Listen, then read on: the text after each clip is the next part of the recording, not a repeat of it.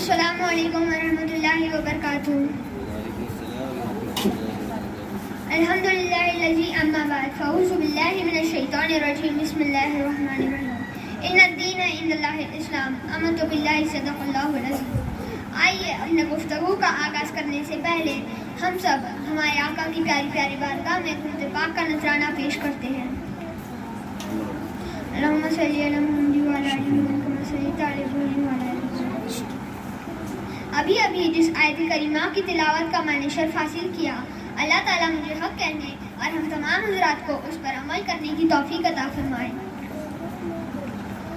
آیت کریمہ کا مفہوم ہے، اگر اللہ کے نزدیک اگر کوئی پسندیدہ دین ہے تو وہ دین اسلام ہے. آپ اس بات کا اندازہ تو لگائے یہ کس کا پسندیدہ دین ہے. یہ اللہ رب العزت کا پسندیدہ دین ہے، جو ہمارا خالق بھی ہے، جو ہمارا مالک بھی ہے، جس نے ہمیں پیدا فرمایا، بلکہ ہمیں ہی نہیں جس نے ساری کائنات کو پیدا فرمایا. یہ اس کا پسندیدہ دین ہے. اللہ تعالیٰ نے دین اسلام میں بے شمار خوبیاں رکھی ہیں. اسی خوبی کو دیکھ کر آج کئی لوگ پڑھ کر اسلام کے آغوش میں آ رہے ہیں. اگر آپ مذہب اسلام کو پڑھیں گے تو سمجھ میں آئے گا کہ اللہ تعالیٰ نے دین اسلام میں کتنی آسانیاں رکھی ہیں. آج لوگوں نے دین اسلام کو سمجھا نہیں. لوگ کہتے ہیں دین اسلام بال سے بھی زیادہ باریک ہے، لیکن انہوں نے دین اسلام کو سمجھا نہیں.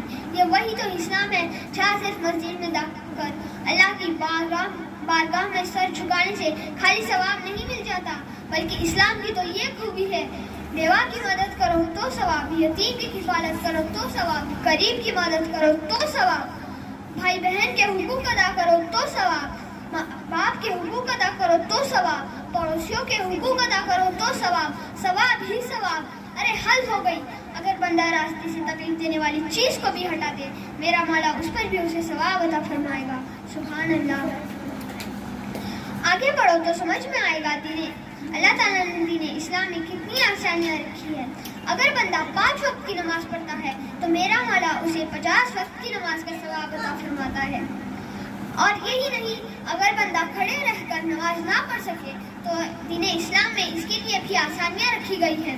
اگر بندہ کھڑے رہ کر نماز نہ پڑھ سکے تو بیٹھ کر پڑھے، بیٹھ کر نہیں پڑھ سکتا تو لیٹ کر پڑھے، لیٹ کر نہیں پڑھ سکتا تو اشارے سے پڑھے. جہاں پر بندہ ایک نیکی کرتا ہے میرا مولا اسے 70 گنا زیادہ ثواب عطا فرماتا ہے.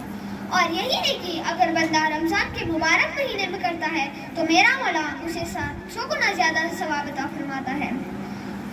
آج ہر کوئی دین اسلام کو بدنام کرنے کے پیچھے پڑا ہوا ہے. لوگ کہتے ہیں دین اسلام آتنکواد کا مذہب ہے. لوگ کہتے ہیں دین اسلام کا دہشت گرد کا مذہب ہے، لیکن انہوں نے اسلام کی خوبی نہیں دیکھی. اگر دیکھ لیتے تو خود بھی کلمہ پڑھ کر مسلمان ہو جاتے ہیں.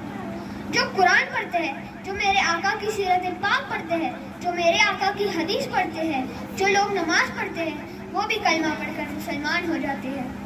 السلام علیکم.